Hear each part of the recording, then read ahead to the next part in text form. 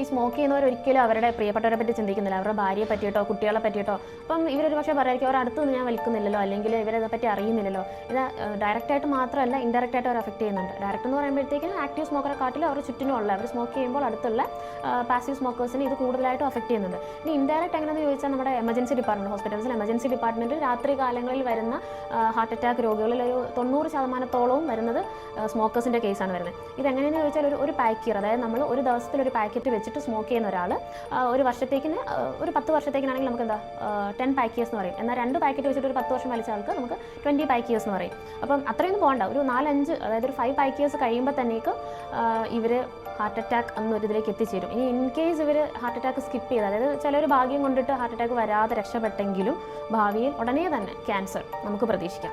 ഇനി കുറച്ച് പേരുണ്ട് അതിലും ഭാഗ്യവാന്മാരായിട്ട് ഈ പറയുന്ന പോലെ ക്യാൻസറിലും പെടാതെ മുന്നോട്ട് പോകും. അങ്ങനെയുള്ളവർക്ക് ഒരു മാരകമായ COPD എന്ന് പറയുന്ന രോഗത്തിലേക്ക് എത്തിച്ചേരും. ഇപ്പോൾ COPD എന്ന് പറയുമ്പോൾ കുറേ പേർക്കെങ്കിലൊക്കെ അറിയായിരിക്കും, നമുക്ക് അതികഠിനമായിട്ട് ശ്വാസം മുട്ടൽ വരുന്നൊരു അവസ്ഥയാണ്. അതായത് ഒരു 2 അടി നടക്കാനോ പോരാതെ നമുക്ക് നടക്കണ്ട, ഇപ്പോൾ കിടന്നുകൊണ്ടാണെങ്കിൽ തന്നെ ഒന്ന് ചെരിഞ്ഞോ തിരിഞ്ഞോ ഒന്ന് കിടക്കുമ്പോൾ തന്നെ ഭയങ്കരമായിട്ട് വലിയ വരുന്നത്. അതായത് അവരുടെ ലങ്സ് ഓൾറെഡി അത് അകത്തുനിന്ന് തന്നെ ലങ്സിന് പ്രശ്നങ്ങൾ വന്നു തുടങ്ങി, അതിൻ്റെ സ്ട്രക്ചറിൽ മാറ്റങ്ങൾ വന്നു തുടങ്ങി. അതായത് ലങ്സ് നശിച്ചു തുടങ്ങുന്ന അവസ്ഥയാണ്. ഇത് ഇറിവേഴ്സിബിൾ കൂടിയാണ്.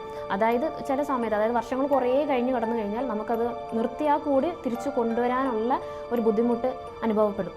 അപ്പോൾ ഏറ്റവും കൂടുതൽ ഒരു വൃത്തികെട്ട സ്വഭാവം എന്തെന്ന് ചോദിച്ചാൽ സ്മോക്കിംഗ് ആണ്. പലരും ഇത് അംഗീകരിക്കുന്നില്ല, പലരും സ്മോക്കിങ്ങിനെ ഒരു കാഷ്വലായിട്ടാണ് കാണുന്നത്, ഇതൊരു ദുശ്ശീലമാണെന്ന് പോലും കരുതുന്നില്ല. നിങ്ങൾക്ക് നിങ്ങളുടെ ജീവിതത്തിൽ എവിടെയെങ്കിലും ഏതെങ്കിലും ഒരു സാഹചര്യത്തിൽ അറിയാതെ നിങ്ങളുടെ കൂടെ കൂടിപ്പോയ ഒരു ശീലം മാറ്റി നിങ്ങളുടെ ജീവിതവും നിങ്ങൾക്ക് ചുറ്റുള്ളവരും കുറച്ചും കൂടെ ആരോഗ്യത്തോടെ സന്തോഷത്തോടെ കുറച്ച് കാലം കൂടെ ജീവിക്കണം എന്നുള്ള ആഗ്രഹം ഉണ്ടെങ്കിൽ സ്മോക്കിംഗ് ക്വിറ്റ് ചെയ്യാൻ ശ്രമിക്കുക. അതിന് ഒരുപാട് മാർഗ്ഗങ്ങളുണ്ട്.